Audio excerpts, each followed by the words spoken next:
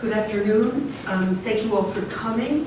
Welcome to our final panel on April 29, 2023 for the exhibition Gail Rebhan About Time, which remains on view at the Katzen Galleries through May 21. It's open Wednesday through Sunday, 11 to 4. Thank you.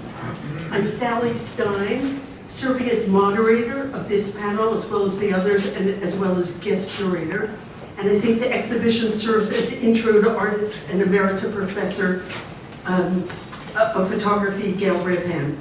Since I've long lived in LA and before that New York, I make no claim to any expertise on DC and its continuing change over time. But since that's a major concern of Gail Rebhan, as is also presented here in the exhibition, we organized this as the fourth panel, which is Greater DC and its continuing change over time. Now I'm happy to introduce our panelists who are experts in various different ways of the topic of changing DC and urban flux more generally. And they are Sarah Shoenfeld, Marsha, Coleman, Adebayo, and Veronica Melendez. And then this is Gail Rebhan. I think you all will recognize her from some of the pictures.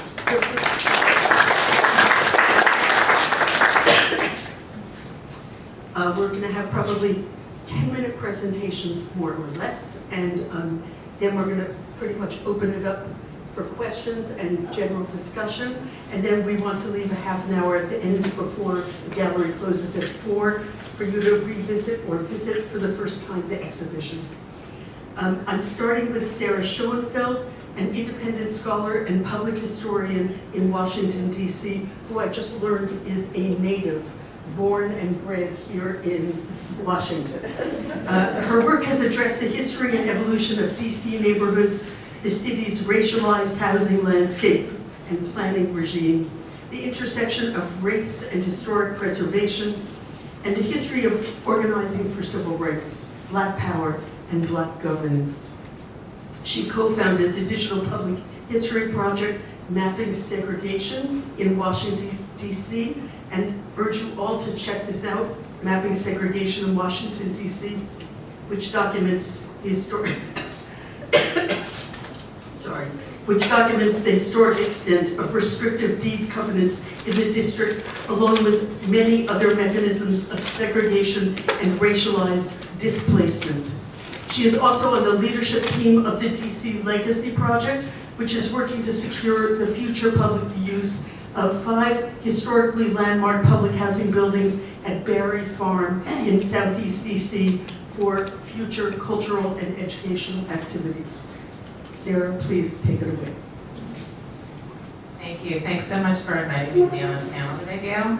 I'm not used to speaking extemporaneously, so I'm making myself do that today, but I do have notes. And I'm also used to using slides because my work is very visual. So my project, Mapping Segregation, it's really a series of maps that are showing the process and impact of racial segregation over the whole course of the 20th century in the district, and also so starting with the use of restricted deed covenants, which legally barred non-white people from living in many DC neighborhoods. It was estimated about half the city at the time that those covenants became unenforceable by law in 1948. It was estimated by the Federation of Citizens Associations that 48% of the city was restricted to whites only.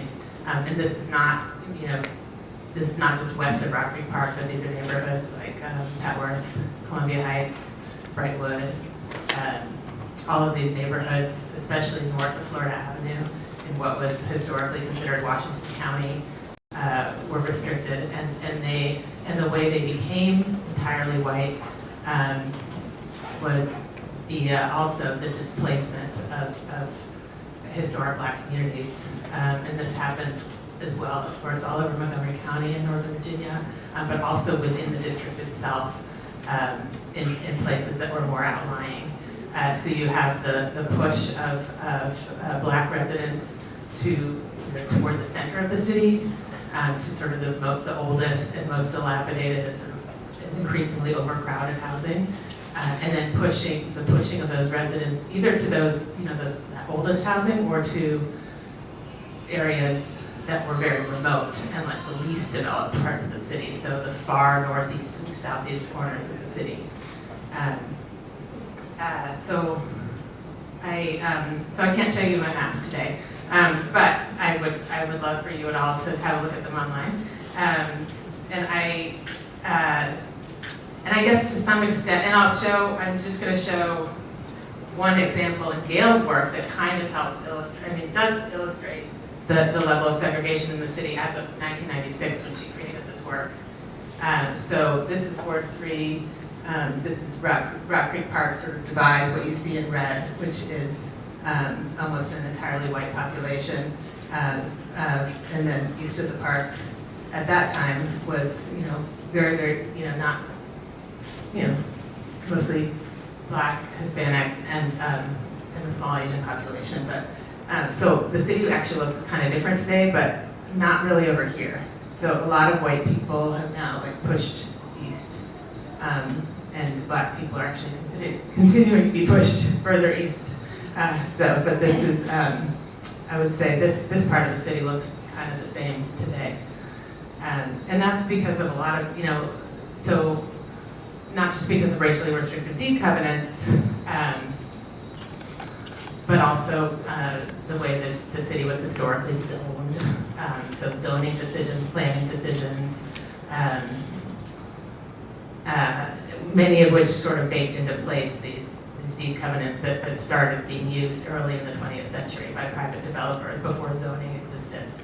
And then to some extent, our work also documents Black resistance to confinement to these, these overcrowded or remote neighborhoods, and specifically legal resistance through and just moving to places where they knew they would be unwelcome, or where they would be sued, literally, for moving there because it was illegal for them to occupy certain neighborhoods, but doing that anyway, and engaging in legal battles.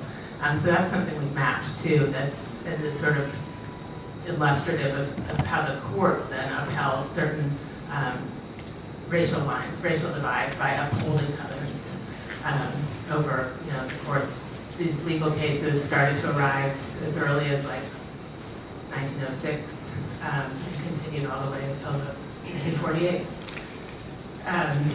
So that's a little bit about my work as related to this, to Gail's work and the history of DC, but I also, as a native Washingtonian, I actually grew up near Tenleytown in Chevy Chase, DC, and I attended the public schools, Marsha Elementary, Deal Junior High School, Wilson High School, the newly renamed Wilson High School. And, obviously spent a lot of time in this area. And in fact, when I first saw this image right here, when I was with Gail, I noticed that my old high school boyfriend is in it. And I told him about it, and he was like, well, you're old when you're in your featured museum. And I felt that same way looking at it. I was like, really? Wow. Yep. Yeah, so that was interesting. Yeah, I'll say that's just about that work. It sort of documents the increasing diversity of Wilson, which was created as an all-white high school. And then desegregated in 1954 via Brown v. Ward, or Bowling v. Sharp, BC's companion case to Brown v. Ward, but didn't really desegregate until it was forced to in 1960, starting 67, 68, following a case called Hobson v. Hansen, another lawsuit against the DC public schools because they hadn't desegregated over the course of the previous decade. So then desegregating the faculties of schools, equalizing resources, busing black students from west of or east of Rockwood Park and extending the boundaries of Wilson all the way to southwest DC. So all of these things were done to create racial integration in the school. And then ultimately a lot of white people left the city, and in this neighborhood especially, a lot of white people stopped sending their kids to public schools, or at least beyond elementary school. So many of them would go to private schools, and so the school by the time I went there was, I think, close to 80% black, in like this entirely white neighborhood. So now it's like it's gone. I think the black population of Wilson is kind of representative of what's happened in DC, like where it's like fallen below 50%. And it's just interesting that's because it's become a lot more desirable to white families, and there are more white families that are staying in DC now. But it means that it's much, it's not as accessible to as many black students as it used to be, and it's one of the city's top high schools. So anyway, that's a lot of context about me and my work. I'll say that, like, with the background that I have, and especially through just studying DC neighborhood history, I approach like that work over there, that smaller one over there is about the corner of 14th and U Street. So historically the heart of DC's black community. And sort of, it's hard for me to not be like really sensitive to all the details in it. And I was, so I guess what my first, a response that I have to it is like, oh no, does this kind of, it feels a little like it's really highlighting the 1968 uprising as a key event, and especially with the headline that appears. The headline that appears is, quote, curfew imposed as roving bands plunder and burn. And obviously I think it's being included as to provoke sort of questions about that framing and what happened and who those people were. But I also work, because you can't control sort of how people respond to things, or what knowledge they already bring to a topic that that's the impression that it kind of like reifies this idea that the uprising was primarily like a violent response focused on destruction rather than a intentional expression of anger. That was much more than a lot more. I'll say it was about a lot more than just the assassination of Dr. King. But I was, yeah. Am I going? One more minute. Oh, okay. But I do appreciate her neutrality, like in there's a sentence that's like, sounds really innocuous. It's like the Reeves Center, which was built in 1986, was a catalyst for redevelopment. And so often the word that is used is revitalization.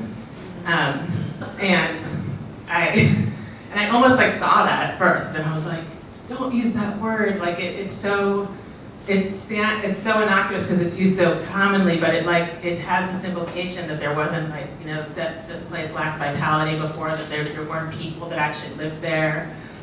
For all of the time that the commercial corridor was decimated, there weren't people that were still moving there because that's where they could afford to live.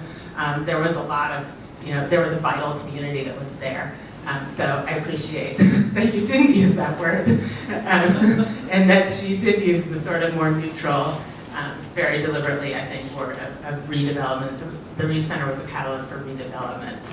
I do have more that I want to say, but I don't want to take up too much time. I want to talk about, can I just say one more thing? Okay.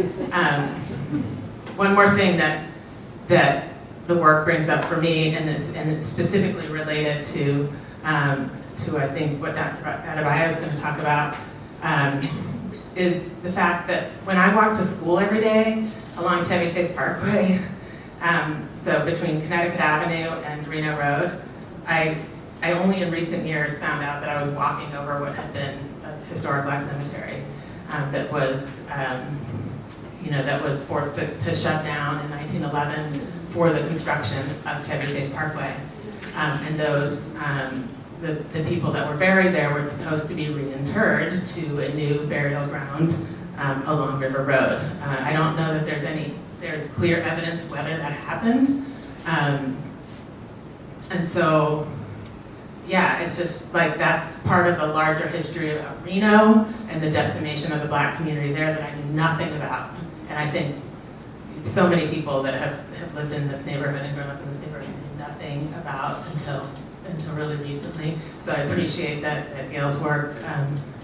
Although the Reno pictures aren't featured here in the exhibit today, but I know she has a series that's about Reno that I really appreciate. Thank you.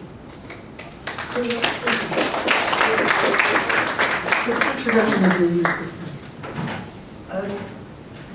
Now for Dr. Marsha Coleman Adebayo.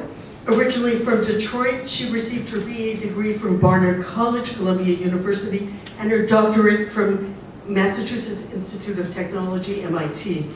Dr. Coleman Adebayo provided the leadership for the passage of the first civil rights and whistleblower law.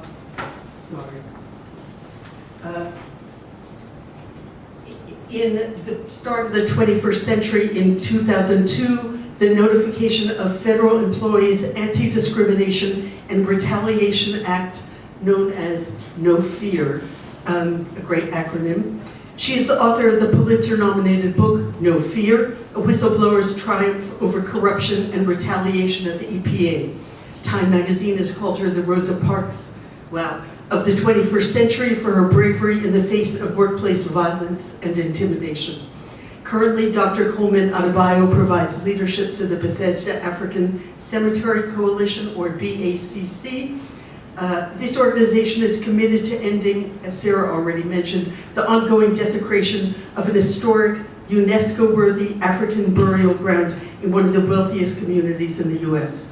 She's contributed articles to 2 books on the Moses African Cemetery, one of which was published in conjunction with the BACC exhibition, I need a third arm, here last summer, and is still available for purchase at the front desk. It also includes considerable photographic documentation, including on the cover, and art by Rebhan. She also hosts a radio show on WPFW-FM. She's married to Dr. Reverend Segun Adebayo, former Associate Dean and Chair, University of the District of Columbia, or UDC, Department of Engineering, and also pastor of the Macedonia Baptist Church. With husband, Dr. Adebayo, she is proud parent of 2 young adults. Take it over. Okay, Thank you. thank you. Good afternoon. Good afternoon.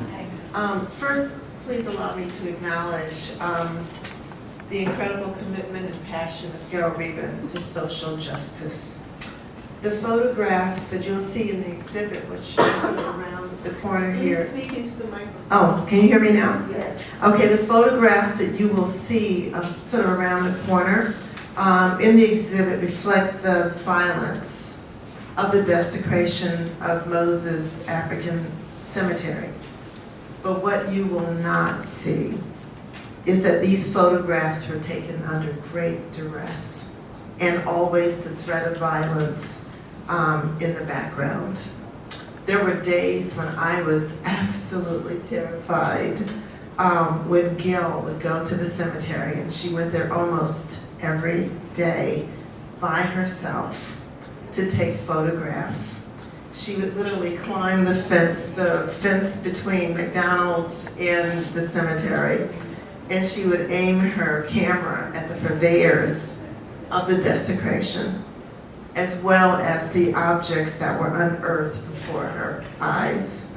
She was convinced that she was safer and more anonymous without me. she was right. But I would always wait by the phone until I got the phone call, and Gail would say, Marsha, I'm on my way home. I was always so scared because the police and the security were always out there, and they were always watching Gail. They knew that she was documenting the desecration, the genocide. And because of Gail's photography and that of Nick Gregory, we now have over 30,000 photographs of the desecration of Moses African Cemetery. And these documents have been used in a historic court battle, as well as newspapers and social media. Without these photographs, Montgomery County and its developers would have denied the existence of funerary objects and indeed the lives of those kidnapped and tortured souls who are buried in Moses Cemetery. Amilcar Cabral, who was the first president of Guinea-Bissau, wrote, quote, whatever may be the ideological or idealistic characteristics of cultural expression, culture is an essential element of the history of a people. Culture is perhaps the product of this history, just as the flower is the product of a plant. In other words, culture tells us what makes a people breathe. The landscape that Gail explores with her camera in the Bethesda case is genocide, the killing of the gene, the intentional disappearing of a people. With Gail's camera, a story is told about a community that is in the process of disappearing. An Afro pick, a broken pot, a woman's shoe, a tombstone, a coffin top is meticulously photographed. She preserves the humanity of African genocide victims, and Gail risked her life and limb to photograph the River Road genocide. So this is not genocide that's occurring in the 17th, 18th, 19th, even 20th century. This is genocide that's occurring in the 21st century. And Gail's camera documents not only the objects, but the reaction of the general population to this genocide. The public in general, they see the genocide on River Road. They walk by the scene of the crime on their way to Whole Foods or Lido's or to pick up their laundry, and they turn their heads. But a small group of activists, humanitarians, refuse to look the other way. They protest the genocide. They use their voices and they hold up a mirror to those in power and ask others to join. In 2020, BACC members watched as approximately 40 trucks excavated tons of soil from an undelineated African burial ground and transported it to a landfill in Germantown, where every grain of sand, every funerary object was crushed and steamed in order to destroy all evidence of the existence of these kidnapped children and adults. This did not take place in Nazi Germany. This took place in Bethesda, Maryland, and we shot video to record this atrocity. Perhaps it is Gail's Jewish heritage that allows her to step into this space of pain and discomfort and live with these objects. She creates collages to show the interaction between the objects of the genocide and the society that is too self-absorbed and too racist to care. Gail accepted the danger of preserving the artifacts through photography of those whose lives and dreams were deemed irrelevant. The tragedy that we call Moses African Cemetery desecration and the erasure of the River Road African community is 400 years in the making. In many ways, the River Road corridor does not present the way it did in the 1700s to early 1800s, with 4 major death camps called politely by European historians, plantations. The Loughborough, the Councilman, Posey, Shoemaker death camps. This was the area where thousands of kidnapped people, primarily children and young adults, who were kidnapped from their homes and schools in West and Central Africa, were forced to endure terror, torture, murder, and rape on River Road. Of course, if you visit River Road now, all evidence of this genocide has been erased, and all evidence of the existence of these boys and girls whose lives were sacrificed on the altar of American progress has been sanitized and bleached. Now a visit to River Road and you'll see Whole Foods and banks and garden stores and restaurants. In fact, in Thrive 2050, there's a call for this area to be turned into an economic corridor. No mention of the thousands of deaths of children. There's no recognition that this is even an historic corridor, an area of genocide. The Bethesda African Cemetery Coalition was created to stop the lies and to recognize the humanity of those whose lives were stolen and died anonymous deaths. One would have thought that the political elites in the 21st century would have responded to revealing the history differently than those in the 19th and 20th century. But sadly, Mark Elbridge, considered a progressive Democrat, has responded in the same way as those before him. Total denial of the humanity of African people and of with an emphasis on commerce. In fact, Thomas Jefferson wrote regarding the act of rape and forced pregnancies on African girls, quote, "A child raised every 2 years is of more profit than the crop of the best laboring man. In this, as in all other cases, Providence, meaning God, has made our duties and our interests coincide perfectly. With respect, therefore, to our women," he's referring to people like me, "and their children, I must pray you to inculcate upon the overseer that it is not their labor, but their increase, which is the first consideration with us." How does Jefferson's statement translate to the 21st century in Bethesda, Maryland, where our county executive does not even acknowledge that slavery took place on River Road? Therefore, no bodies are to be found in Moses Cemetery. The only portion of the cemetery that the county executive acknowledges is the one created after so-called slavery in 1911.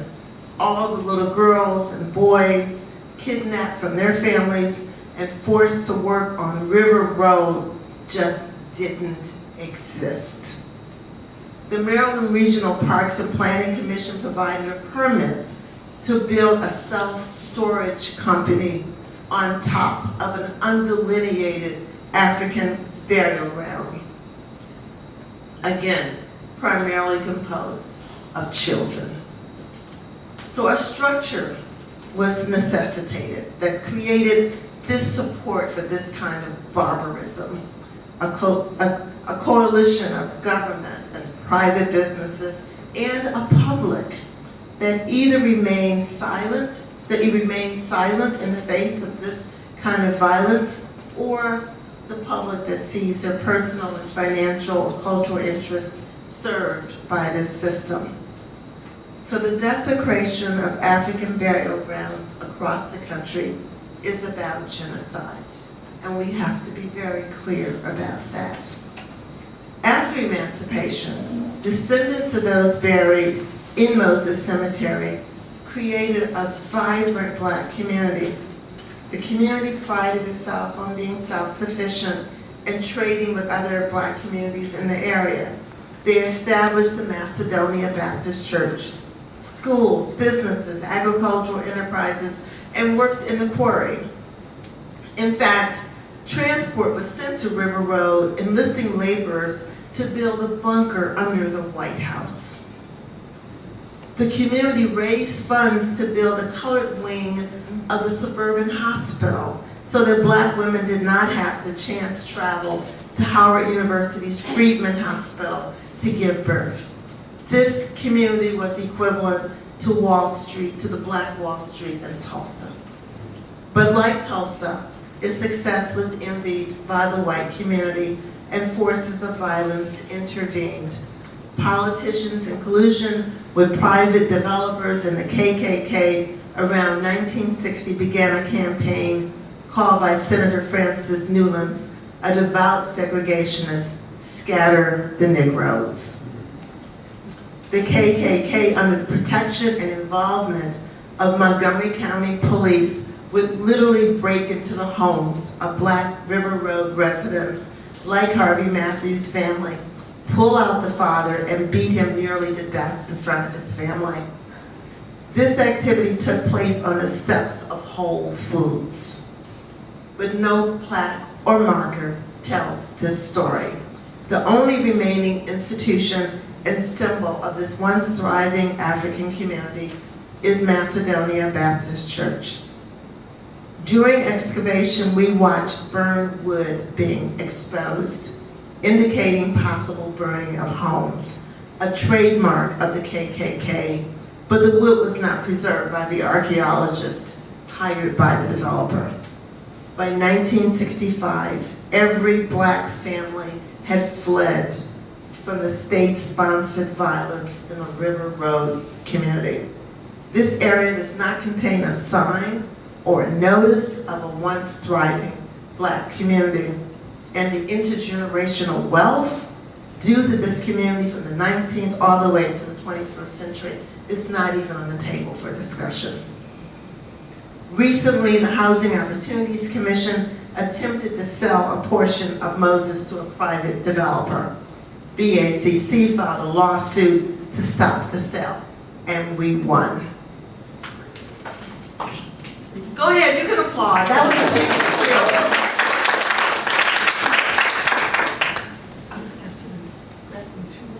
No, one. On October 26th, Judge Carla Smith halted the sale of Moses. She wrote, "The court cannot ignore that as early as the 1930s, when construction began in the River Road community, the deceased have been forgotten, forsaken, and their final resting places destroyed, or at a minimum, desecrated. The Housing Opportunities Commission, true to its segregated roots, is appealing the decision, using hundreds of thousands of tax dollars that should be used for affordable housing. Whether we win or we lose the appeal, BACC will not stop this fight." And we are incredibly, incredibly grateful to Gail for documenting the desecration of this area. Without her photography, Montgomery County could have said, "Oh, your memory is failing you. It never happened. You're just being romantic about this area." But because of Gail's photographs, we have proof that the desecration took place. So we thank her. And not only that, but we love Gail. We love Gail.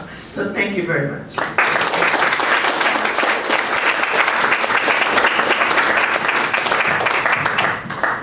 Thank you, Marsha. For the last formal but short presentation, I introduce Veronica Melendez, a photographer, illustrator, and curator based between Washington, D.C. and Troy, New York. She is founder of La Horchata, an arts publication highlighting creatives from Central American diaspora. She was selected for the 2018 Archive of Documentary Arts Collection Award for Documentarians of the American South by Duke University. Her work has been featured in the Washington Post, NPR, Vice, and Hyperallergic, among others. Her arts publication, La Horchata, has been exhibited at the Museum of Latin American Art in Long Beach, California, and the inaugural exhibition Presente in the Molina Family Latino Gallery at the Smithsonian's National Museum of American History.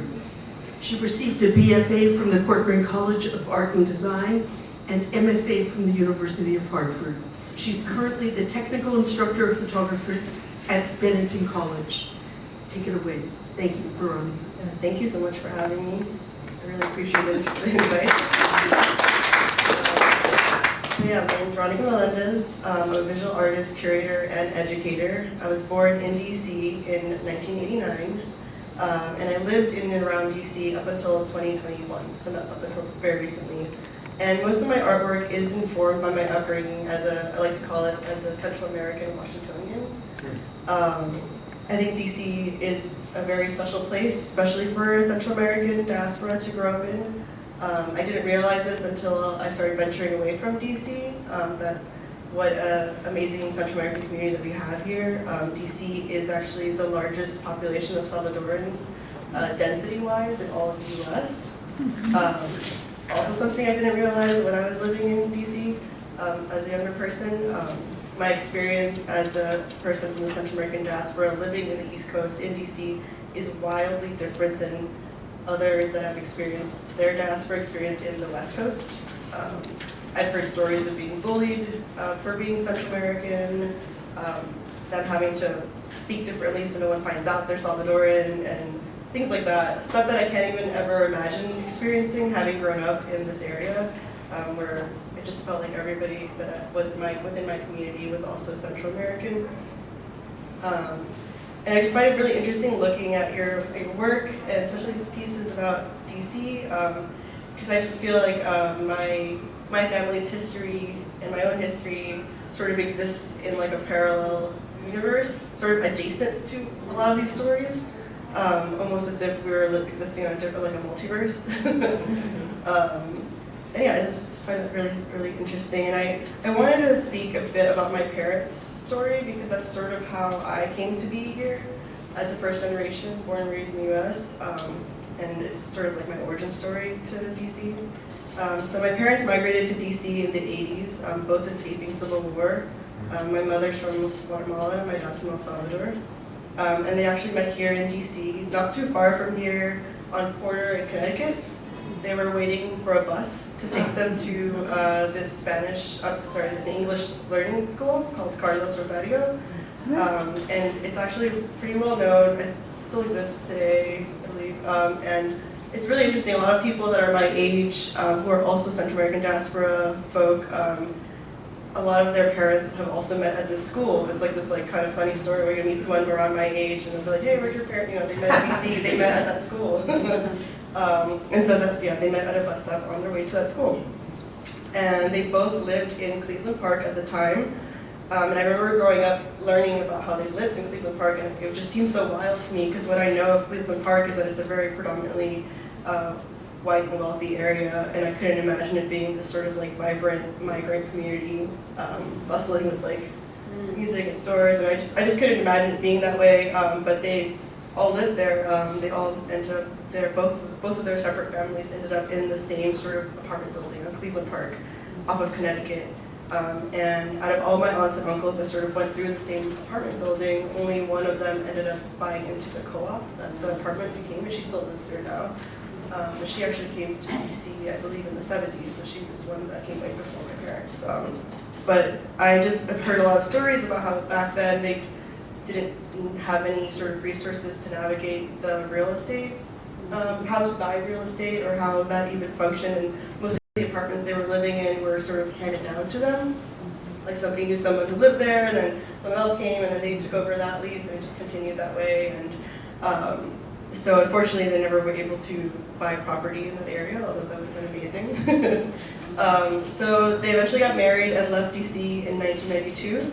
And I was born in 1989, so I was around 3 years old, and they ended up buying a house in Wheaton, Maryland, which is where I grew up. And I just grew up hearing stories of my mom just talking about how she would try to convince my grandfather to buy a house in DuPont Circle for $70K. And I was begging him to do it. And he was like, no, I don't really feel like it. And just a lot of those kinds of stories, and how he would just casually shrug the idea away. And I also wanted to touch on Mount Pleasant. I think it's a really important area in DC for me. It's where home is for me when I think about DC. And it's where my family first came to when they first migrated to DC. There's stories of people coming to that neighborhood and just looking for places to stay and finding community and foods that symbolized home for them there back in the 70s and 80s. And I lived there for 10 years, most recently that's where I lived last in DC. And I wanted to mention that there was this pupuseria called Pupuseria Amiga. They used to be in Mount Pleasant Road. And I personally think it's was the best Salvadoran food in DC, which I know is very contentious to say. And I used to joke, like, once this place closes, like, this neighborhood is just, it's done for, it's over. and it did close a while back.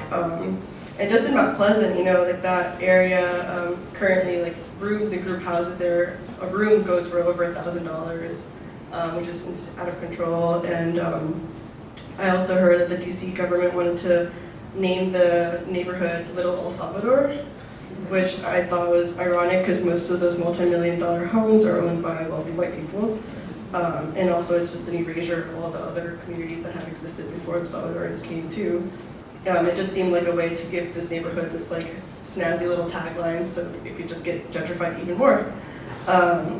And I wanted to also just mention a piece that I really resonated with. It's also this piece with the Wilson High School piece. Because a lot of my aunts actually went to Wilson High School in the 80s, in the late 80s. And I saw that one, the high school picture that you referenced also is 86, I believe. And so my mom came to DC in 1983, and I've just heard the story so many times, but it was her last year of high school when she was forced to come to the US, and was the kind of high school student who was obsessed with getting straight A's, and like academia was like her whole life, and she really was just like in it to win it kind of thing. And then she was forced to leave midway through her last year. And she has told me the story of how she went to Wilson to sign up for her last year, and they immediately told her, no, you're too old, you can't do it. And like that was it. Just in an instant, like her entire, like this young person's, I think she was like 17 or 18, her whole world was like shattered, and how devastating it was for her to just have someone who was probably a staff member there, which is grumpy, just be like, nope, I'm too old. And then that was that for her high school career. She was able to get her GED many years later, and ended up working for the DC Housing Finance Agency for many years through IT. But I feel like that's just like this sore spot for her, and she continuously tells the story about how no one really cared for all these like young migrant children that were coming into the city just looking to navigate the system. So yeah. And so I just find it interesting how, you know, that piece can mean so much to you, and I look at it and it transports me to this whole other sort of parallel universe next to it, you know. And I just see the faces there. Like my aunts and uncles also went to the high school, and I can imagine some of them also probably graduated in '86 as well, which is kind of interesting. Yeah. Thank you.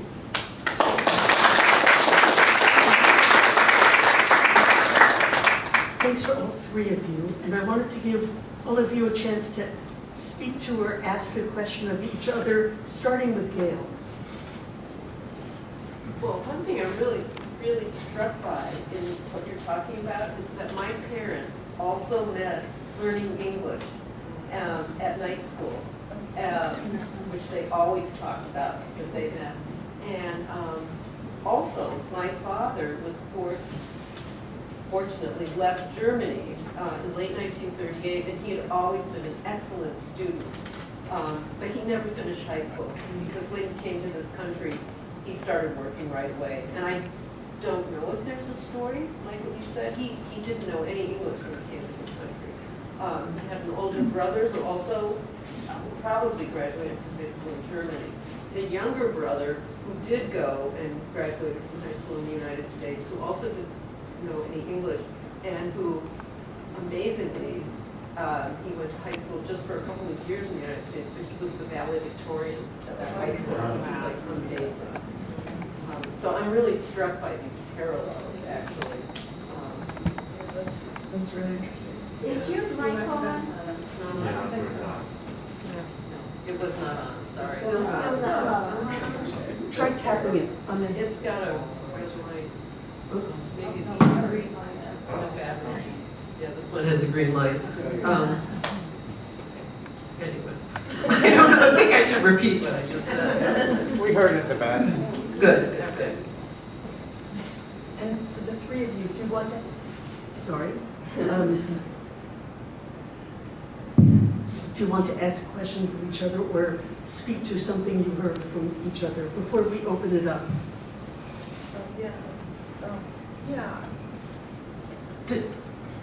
Your comments were really interesting to me because the concept of being white is a political concept. It's not an ethnic concept, right? And it's a concept that is only used in the United States. I mean, in Europe, obviously, you're English or you're French or you're German, but of course, when you get to the United States, you become white, right?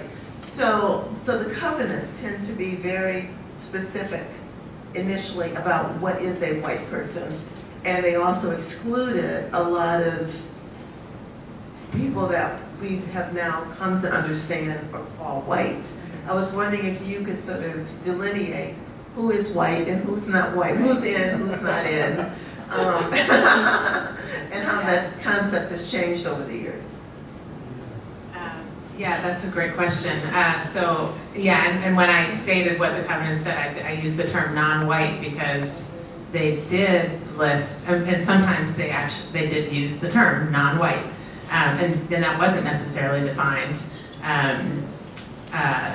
But the most commonly used was language like Negro, colored persons, people of African descent. But then there were all these other. I'm right. And then I was going to say there were all these other people too that were not of African descent necessarily. Well, they probably were all originally, but all these other people named like Syrians and Armenians, Persians, people, Southern Europeans was sometimes, Jew. And Jews for sure. Not in a lot of most racial covenants in the district did not include Jews. That's not necessarily the case for some other places, but there were certain areas that did. And those tend to be more west of Rugby Park, also just immediately east of the park in Crestwood. Though interestingly, the covenants that barred Jews were nullified at some point, and they left in the restriction against African Americans. And then depending on different parts of the first, actually the very first known covenants to be used were actually here in the district in what's now called Anacostia, but it was called Uniontown. And it was a neighborhood developed to serve the white employees of the Navy Yard across the river. But it wasn't successful. And it was actually Frederick Douglass that then broke the covenant to move there. That was in 1854 when Uniontown was developed and when those covenants were used. But most often they're cited, the first ones that are cited are of California, where they barred Chinese people. And they often barred Mexicans, and I'm not sure about Irish, but possibly, yeah. And so about that, so the covenants themselves are a mechanism by which people are defined as white or not white. There's a specific case in DC of a family, a woman named Mary Hunley, who was a teacher of Latin and French at Dunbar High School. Her husband was a teacher as well. She has, as many people who are black identified or self-identify as black don't necessarily look black, right? So she had gone to college in New England, where she identified as white, and was, so that she could go there and be there and live freely. But then when she came to the district, through the process of moving to a place that was a white-only block in Columbia Heights, and a house that had a restrictive covenant. She became, in this case, I mean, she's very much identified as a black person who was not welcome there. And there's certainly many cases in DC of people that went to, that maybe they didn't self-identify as white, but they would attend a white school or go to their job at the Census Bureau and work among the white people with the better jobs, and then come home to a black community. So there's definitely like a lot of movement in and out of those categories, and I mean, covenants are like one way in which those categories get created. I guess I wanted to add or ask, because this is not my field of expertise, but it seems to me that a longer shadow of covenants is that once people had them in their deeds, they actually, even after they had been officially rendered illegal, they still thought, well, I can't really sell it personally to a person of a different ethnic background because I have this covenant in my deed. So it seems to me that it took much longer for people to realize this is old history, which is actually, was always unethical, but is now also illegal. But that it seemed to me that it had a longer history than just when they officially announced this should not be operated. And then the other thing it seems to me is, in addition to covenants, and Veronica also brought this up, is the issue just of sort of the lack of money, the lack of intergenerational wealth transfer that meant for, even after there were covenants, how hard it was, especially as once again in the last 25 years, the inner city became more desirable, that then it became less possible for many people of many different backgrounds but poorer to be able to live where they found it most convenient to live in terms of in relation to their workplaces. And then we're involved in these impossible commutes, which also, of course, are terrible for the earth. Climate, I mean, carbon footprints, etc. Yeah, so say, I'll try to take a little more time, but certain covenants remained legal to use until the 1968 Fair Housing Act. But they weren't being enforced by the courts anymore after 1948.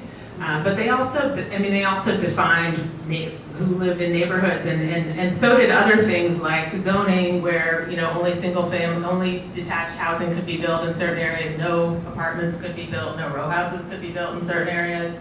There were in the covenants, there were other kinds of covenants that stated, houses had to be a certain distance apart, so therefore they were going to have a big yard. They had to cost us, the building on this lot has to cost a certain amount to build.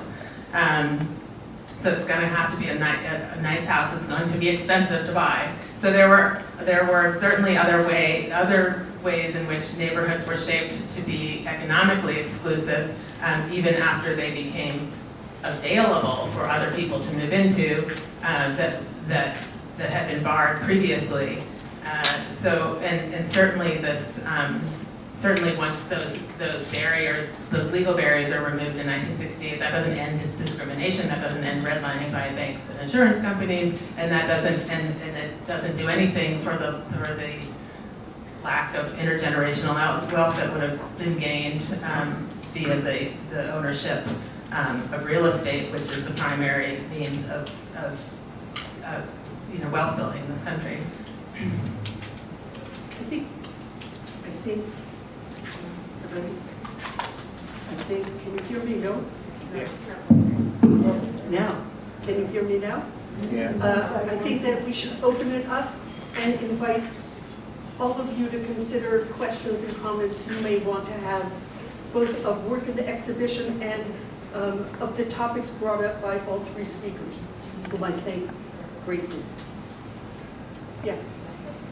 Comments? Questions? I see a hand. Yeah, as to covenants, I grew up in Chevy Chase near Gail, and covenants in Chevy Chase banned anyone with a drop of Negro blood. And in most of Chevy Chase, they also banned, and that include not just the owners, anybody living there except as a servant.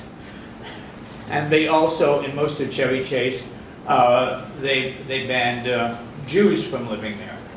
But there was one section of Chevy Chase, the neighborhood of Rollingwood, that area did not have the restriction on Jews. And so I went to Rollingwood Elementary School, and in a class of 30 kids on a Jewish holiday, there were 3 of us in the class. It was, this was so Rollingwood Elementary School was almost was 90% Jewish. Then when we went to junior high, the other areas, other schools that fed into that, they had the covenants against Jews also, so the Jewish percentage up there was less. And then when you went up to the high school, which was, again, it was less, but still, Bethesda Chevy Chase High School had a higher percentage of Jews than other neighboring high schools. And that was because, this one area in this very desirable community did not have these restrictions. So my parents bought the house in 1956, and maybe they were officially illegal there, but on the deed that they bought, they had the covenant against the blacks living there, or they had the covenant against the Jews living there. The other areas did, but we didn't have that because we were in Rollingwood. Yeah. The suburban ghetto. Yeah. Yes. After 1948, the United States government was supposed to enforce fair housing, and especially after 1968. At the same time that the government was not doing that, I don't think you need to. At the same time that the government was not enforcing that, we had Fannie Mae, who was not offering mortgages to black people. So the government was working against what the government was supposed to be doing. Right. That's all. One second, there was one other hand before you, well. Oh, okay. Yes, there was one hand up over there. No? Yes. And then. Gail, I would like to ask you about audiences for this really important work, and I'm really happy to hear that the photographs of the Moses Cemetery have found maybe the ideal audience, have found a real focused use. I wonder if other people should also see them and how. And then seeing this large mural, I'm thinking this is like a public history presentation. And do I remember correctly that you did have some of this work displayed on site at a particular street corner at one? I'd love to hear about that and just your thoughts and other people's thoughts about what's the best way to get this important political work out for the largest number of people to see it, or for the particular targeted audiences to see it. Well, I have to say, I love doing photography for the BACC, and it is really important. And so the audience could be the court, or it can be the supporters. Some people are wearing a T-shirt I designed, which is sort of a form of public art, and getting that out there to whoever sees the protest going on. But you're right, this was done as a site-specific piece. That's why it's so large. It was commissioned by the Washington Project for the Arts, and it was in a building.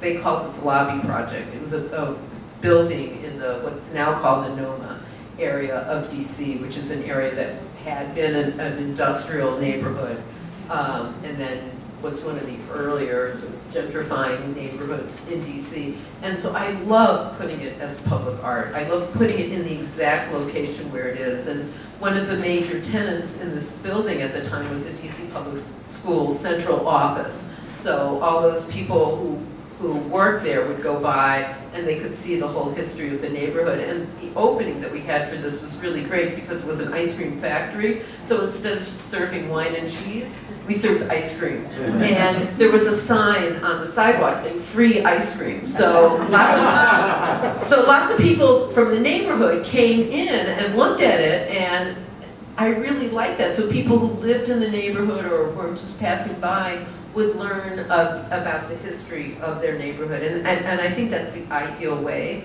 of looking at this work. So some of the Tenleytown work was in a public art project in what was then a vacant building in Tenleytown. And I kind of hung out sometimes around there just to hear, and it was aimed at pedestrians who were walking by. You really couldn't see it from a car, couldn't see the details from a car. But there were people who would say, I've lived in this neighborhood X number of years and I had no idea that this, was the history, this happened or whatever.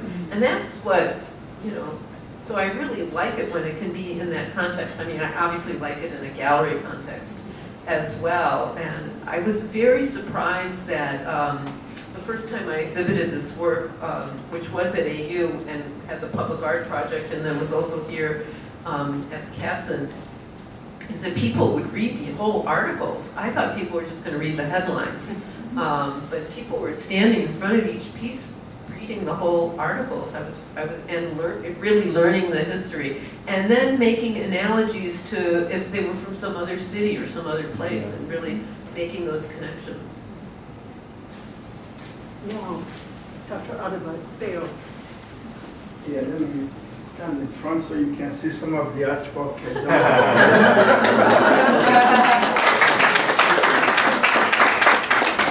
I have two questions. First, I want to thank you for all that you've done for us.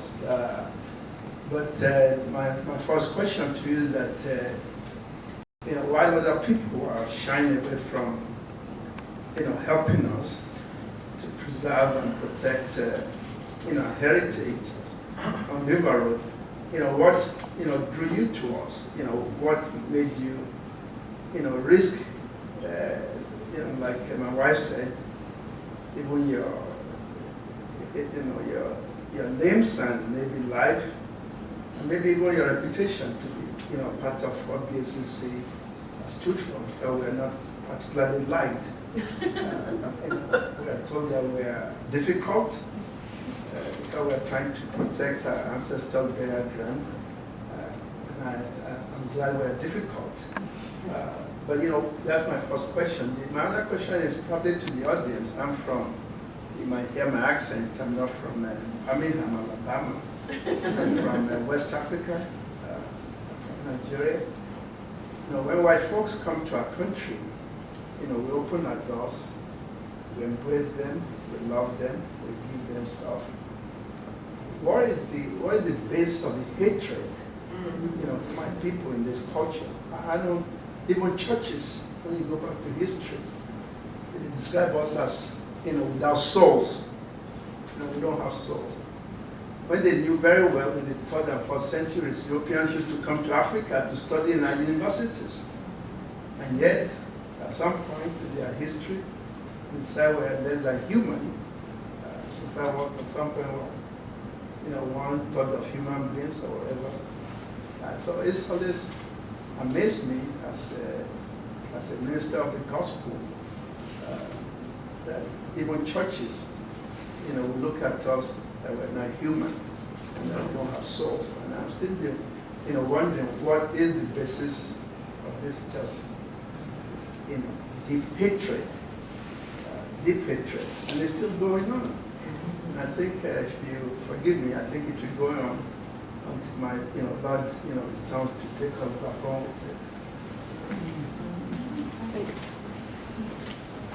Do you want me to answer? Okay. It is what Marsha said. I mean, my mother grew up in Poland, in a small town in Poland, and there was always anti-Semitism in Poland.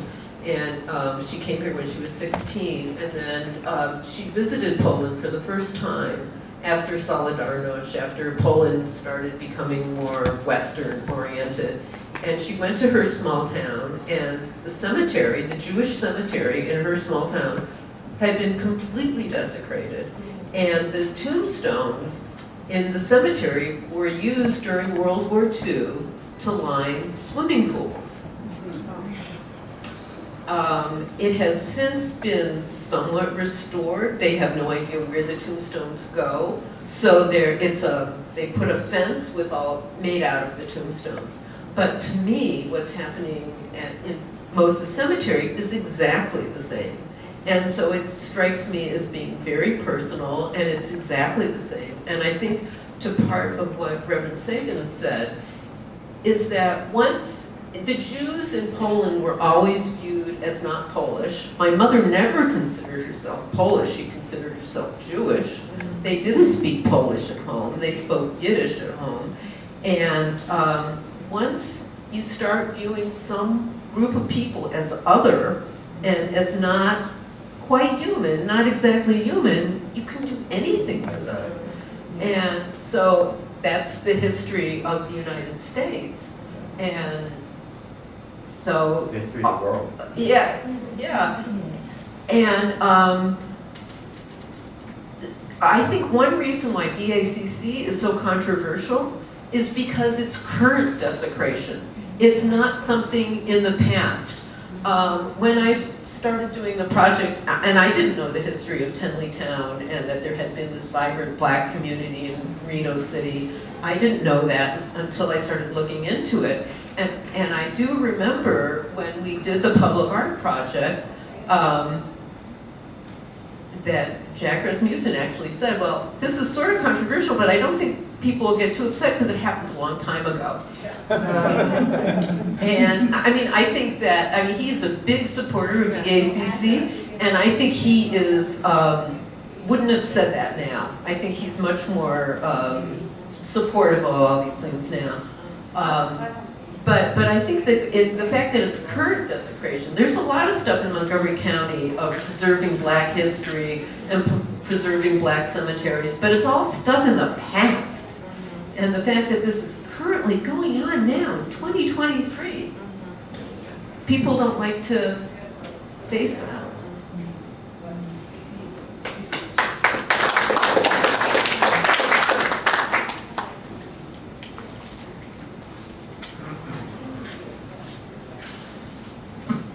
Yeah, just make a quick comment.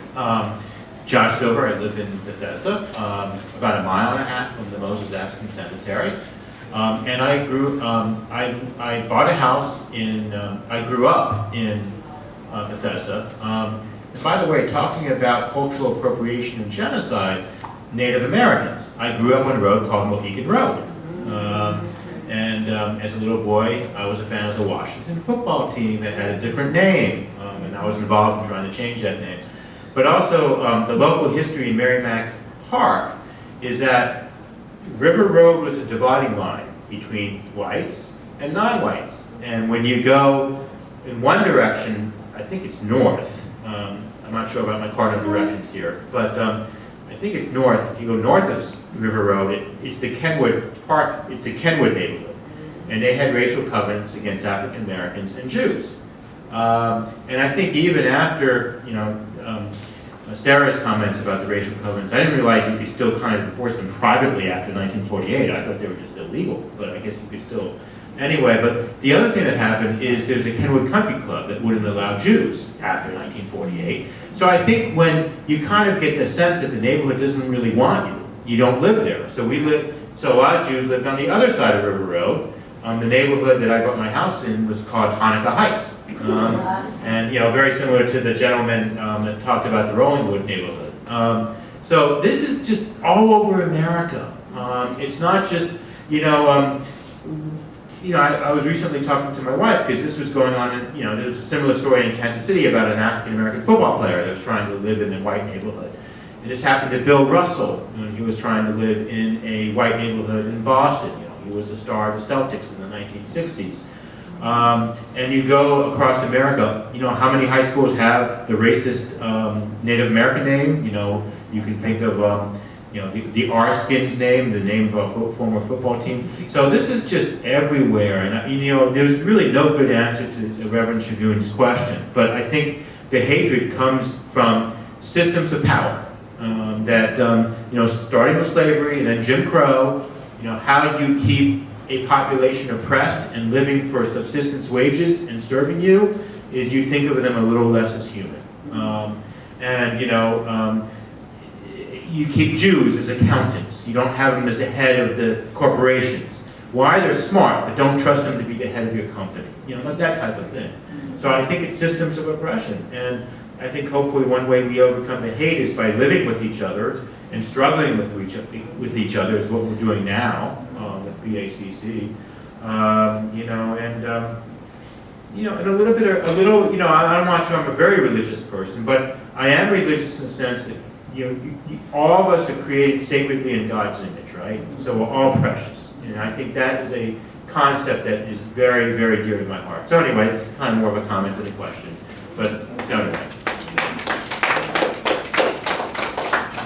Yes. Yeah, I have a question. I was wondering, what are the earliest racially restrictive covenants you've come across? And just a comment. I was recently reading about a Supreme Court decision around the turn of the 20th century. It was about a case brought against racially restrictive covenants against the Chinese in California, and the Supreme Court actually ruled that these covenants are unconstitutional. It obviously didn't stop anybody from using them. That ruling apparently became very quickly ignored, but it's sort of interesting. So I was wondering how far back you found them. So 1854, and those are the ones that were used here in Uniontown. And those are the earliest that I've heard of. Second earliest I've heard of are actually in around Brookline, Massachusetts, in the 1880s. And I just want to also comment on, bringing it back to what you were saying about whiteness there is no such thing as a white, right? It's not an ethnic identity. It's and so I think it's really about to define whiteness for people to be white. There has to be, the only way to really define it is in opposition to something else. And so that's and as a country that isn't, that isn't a country of immigrants, that we don't have an ethnic or religious relationship that defines us, that's what's happened. I mean, that's the basis for whiteness, I think, and maintaining it today. And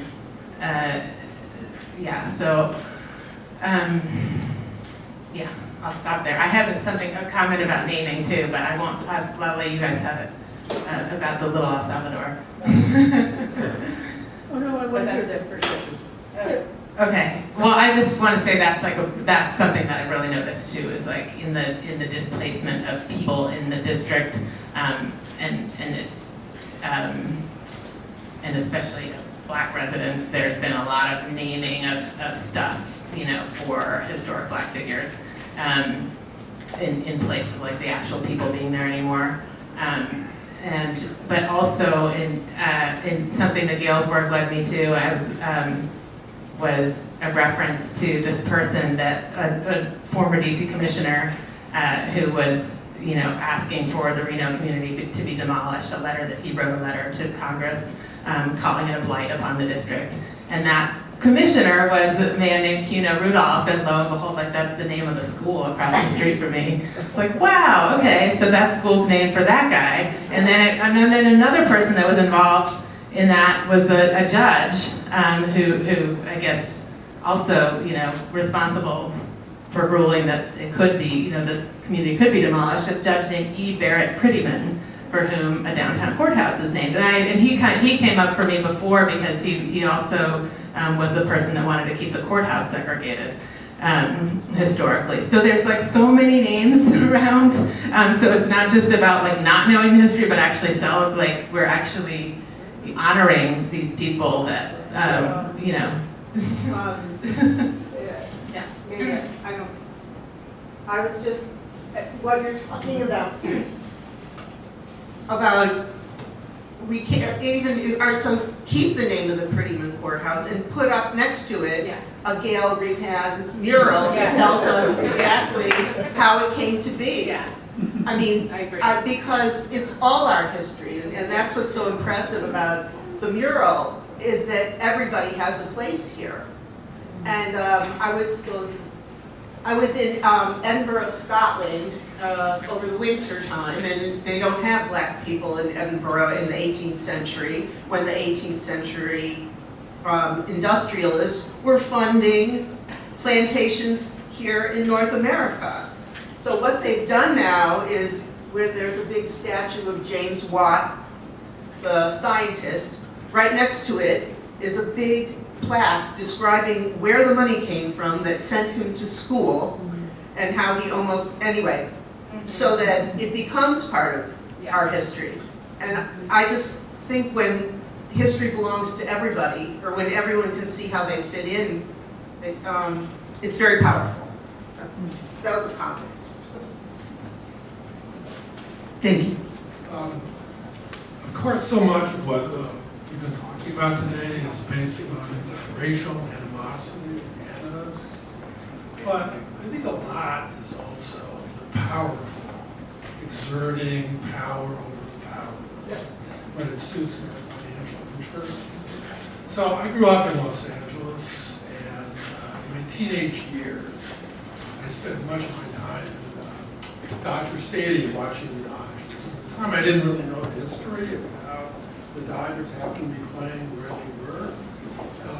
But later I learned where they're located, Shoenfeld was a thriving Latino community that was totally wiped out, decimated, murdered to a ballpark here. And there's a famous story of the Brooklyn Dodgers owner, Walter O'Malley, when LA County was moving the Dodgers to come there, flying over a helicopter, and he was showing different sites, and he pointed down at this nice hilly area, and the county supervisor said, "Oh yeah, we could do that." And they didn't care who lived there.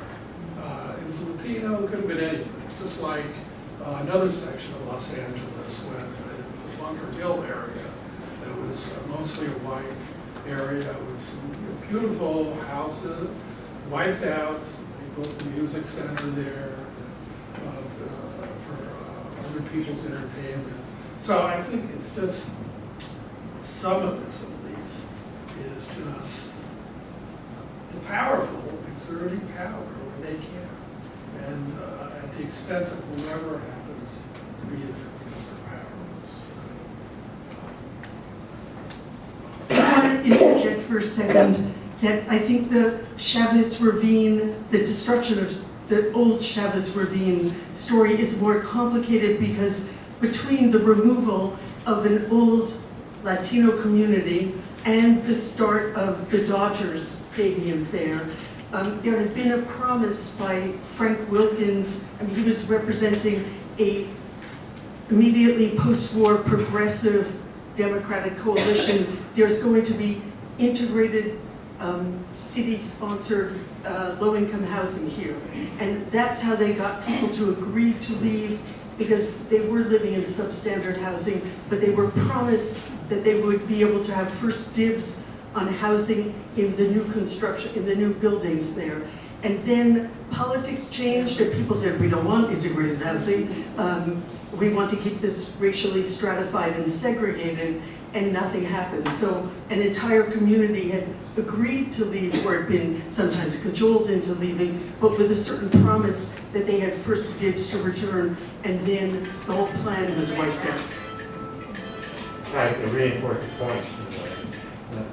Yes. Please. I just wanted to say something. It's been really interesting hearing all these conversations about things that happened sort of before any of my family came into this country, and just at me being sort of the start of our history here on these lands. I got my education in elementary school and high school in Montgomery County, not too far from where a lot of these things happen, and the history that none of it was ever taught to us in these schools, you know, and what a shame that is. Like, I have no idea about any of this stuff, any of these histories that didn't happen that long ago, and that are currently still, you know, things that I mean, it's just a huge shame that that's not something that's talked about, and I just wanted to thank you for sharing everything that you've shared, and I also wanted to ask how, like, we can support you, how I can support you, and the organization, and what is something that we can, like, actually, like, do like, now, you know, to change this. I think that's my favorite question. First of all, let me give you our website, which is BethesdaAfricanCemeteryCoalition.net. BethesdaAfricanCemeteryCoalition.net. So please go to our website. We'll learn a lot about the work that we do, about how you can participate. We have meetings every Thursday at 6 o'clock. We'd love for all of you to join our meetings. We're going to start doing a lot more public demonstrations again at the cemetery itself, to bring attention to what's happened, to the genocide, to the desecration that's occurring right now. If you go to the cemetery right next to McDonald's, Monday, 9 o'clock, you will see the tractors, and they will be desecrating the cemetery. So you can actually stand there and watch it. It's pretty gross, but high school students, a lot of our high school students, in fact, became involved, because as they were walking home from Walt Whitman High School, they noticed BACC out in front of the cemetery, and they stopped and they became very involved. And we have an internship program for those of you who have high school, junior high school students. We'd love to have them as a part of the BACC intern program. We actually call them community leaders, to be honest with you. So our interns decided that they didn't want to be called interns anymore, so we call them community leaders, which is what they really are. And they can, I think we provide an incredible opportunity for them to learn how not only to engage in scholarship, but also to engage in community activities. So we have a very wide variety of programs. I just wanted to mention that despite the fact that Montgomery County, the Montgomery County political elite have decided that this is just too hot for them to handle. I mean, it's amazing for politicians to say that they don't want to deal with desecration. I mean, this is really not, it should not be controversial, that you don't grave rob and you don't launder human remains. I mean, it really should not be controversial, but it is in Montgomery County. But we have decided as a community, I think, that we are not going to permit this to stand. And one of the reasons why we're still in existence after 7 years is because the community has stood up and said this is not going to happen on our watch. And so I think that's something that we should all be very proud of. So donations are welcome. Please send your checks and your money, and we have Venmo, we have all kinds of ways that you can contribute, which is just as important as meeting us in the street. But I did want to mention that the Board of Education, Montgomery County Board of Education, has stepped away from the political issues and has involved itself in very tangible ways with BACC. For example, we gave the keynote address this year for the Board of Education opening session, where we talked to the students about River Road. Montgomery County students are now coming to Moses, and they're going to start doing field trips to Moses and writing papers about Moses. Teachers are allowing students to come to Moses and get extra credit for writing papers about Moses. The Washington Episcopal School across the street from Moses Cemetery has asked us to give lectures at the school. So the schools are opening up, and we're hoping that once the politicians understand that the parents are paying attention, it's the parents who vote for these politicians, that they will also get on the right side of history. But we're asking everyone, and Josh is leading a program, I'm going to let you talk about it, called 100 for Moses. And we're trying to get 100 letters to the politicians to say, stop the desecration of Moses. Stop it. This is inhumane. And we are not going to stand by and allow you to desecrate in our name using tax dollars. So Let me just hand the mic to Josh so he can tell you a little bit about 100 for Moses. Yeah, it's just maybe it's not working. Hello? I'll just project. That works. All right. Well, real quick, because we've had a wonderful program, and I know you want us to tour the museum, but 100 for Moses means 100 letters to ask to stop the desecration of Moses Cemetery. And also to put it in a positive way, once you stop the desecration of Moses Cemetery, we want a museum and memorial at the site. And can you just imagine the educational value and the richness that would provide? And the way you prevent atrocities is you teach history, and that's the way you would prevent future atrocities. And also you'd celebrate this incredibly resilient community. So basically 100 for Moses. If you're a Montgomery County resident, we want you to write a letter to the County Executive Outreach and to the County Council. And also, there's a couple of other officials we want you to write letters to. If you want more information and you want a sample letter, email us at savemosescemetery@gmail.com or contact us through BACC website, and we can get you the sample letter. Again, savemosescemetery@gmail.com. I'm Josh Silver, a proud member of BACC. And that's what the campaign is. Mark Elrich won basically his election, was the Democratic primary. And he won the Democratic primary by 30 votes. So the idea of 100 letters, that's 3 times his victory, as county executive. So, he should be able to count. Right now we have 25 letters, we have 75 more letters to go. We're focusing on Montgomery County residents, but people who are not Montgomery County residents, please, send a letter as well. So that's what it is. Yeah. One last, yes.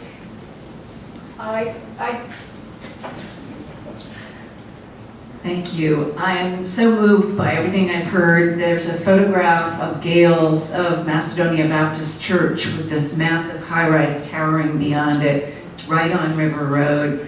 I think that is such an important photograph. It says so much about, I don't know if you want to characterize it as a David and Goliath. I don't think that's appropriate. But it's like, here is this heart and soul of the former thriving Black community on River Road. It's leading this righteous fight against the desecration. And it's easy to be discouraged in the face of power and money and development and to feel hopeless, but Marsha never seems to feel hopeless. And that's kind of inspiring to everybody involved in this. And I'll just say that education is making a dent. I have a sign in my yard, desecration is racism, save Moses Cemetery. A little 7-year-old kid walking by with her dad said, I heard about that. And that gave me a lot of hope. So there is hope.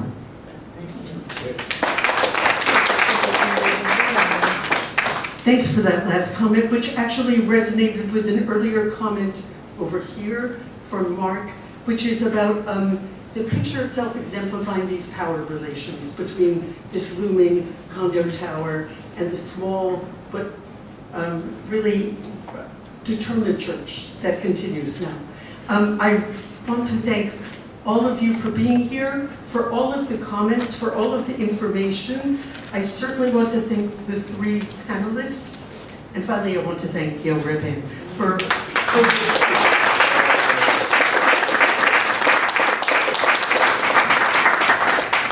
And I'm sort of ending it here so that there's time for some of you who have not seen the exhibition very much already. We'll have a little chance to look at it, including the picture that you referred to, which is around the corner. Thank you very much. And thanks to AU and the Katz Gallery and the STEM.